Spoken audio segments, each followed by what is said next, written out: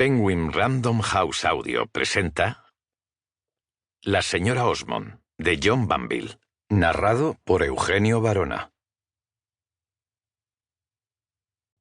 En lo más profundo de su alma, más profunda que cualquier anhelo de renuncia, latía la sensación de que la vida sería su ocupación durante mucho tiempo. Henry James, retrato de una dama. Primera parte. 1. Había sido un día de inquietudes y sobresaltos, de humo, vapor y polvo. Aún sentía la señora Osmond el espantoso impulso y el ritmo de las ruedas del tren golpeando una y otra vez en su interior.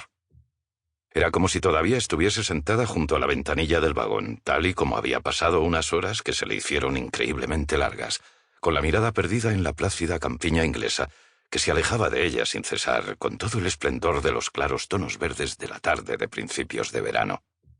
Sus pensamientos se habían acelerado al compás de la velocidad del tren, pero a diferencia de este, sin ningún propósito. De hecho, jamás había notado de forma tan aguda aquella precipitación mental, inconsciente e irrefrenable, como desde que salió de Garden Court. La bestia enorme, humeante y ruidosa que había hecho con brusca impaciencia una pausa en la pequeña y humilde estación del pueblo y había permitido que ocupara su sitio en uno de los últimos compartimentos, sus dedos aún conservaban la sensación de la felpa caliente y el cuero grasiento, aguardaba ahora jadeante después de tan titánico esfuerzo bajo el alto dosel de cristal ennegrecido por el hollín de la ajetreada estación terminal y vomitaba sobre el andén su dotación de viajeros aturdidos y desaliñados y su batiburrillo de equipajes. En fin, se dijo, al menos había llegado a alguna parte. Staines, su doncella, apenas se había apeado del tren cuando se enzarzó en una discusión con un rubicundo mozo de cuerda. De no haber sido mujer, podría haberse dicho que Staines era un tipo con un corazón de roble. Era alta y enjuta, una persona que era todo aristas, de muñecas largas y pies grandes, y una mandíbula que recordaba la hoja de un hacha primitiva. En los años que había pasado al servicio de la señora Osmond, o en vista de lo unidas que estaban, sería mejor decir en los años que llevaban juntas. La devoción de Staines por su señora no había disminuido un ápice. En el largo periodo de exilio en el sur, había puesto a prueba su paciencia hasta el punto de tolerar los mercados italianos, la cocina italiana, y lo que requería una templanza aún más beatífica, las tuberías italianas. De hecho, tal era su constancia que a veces la señora Osmond, Isabel, anhelaba con tristeza pasar medio día lejos de la incesante y pétrea solicitud de su doncella.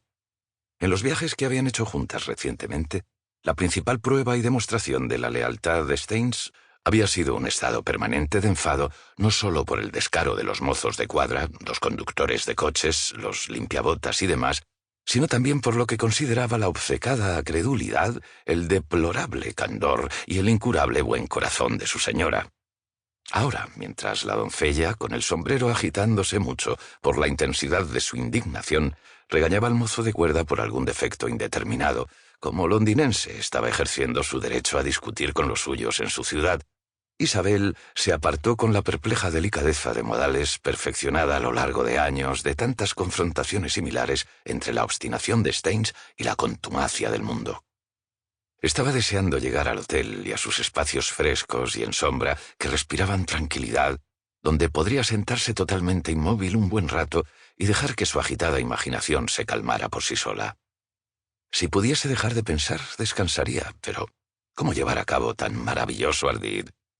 La muerte, pocos días antes de su primo Ralph Touchet, en casa de su madre en Garden Court, le parecía extraordinario pensar que había habido un momento exacto, medible, señalado por un movimiento del reloj, en el que para él había empezado la eternidad.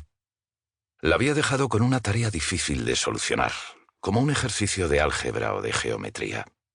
La ecuación que se le pedía resolver no era ni más ni menos que encontrar la forma apropiada de llorar el fallecimiento del joven. Lo cierto era que ya no podía decirse de su primo que fuese joven, pero así era como ella pensaba en él, y como sin duda pensaría siempre. Tal vez fuese esa la parte principal de la dificultad, que parecía escandaloso verter lágrimas por una persona cuya vida había estado tan marcada por la lenta devastación de la enfermedad que lo consumía, que apenas podía decir Sample complete. Ready to continue?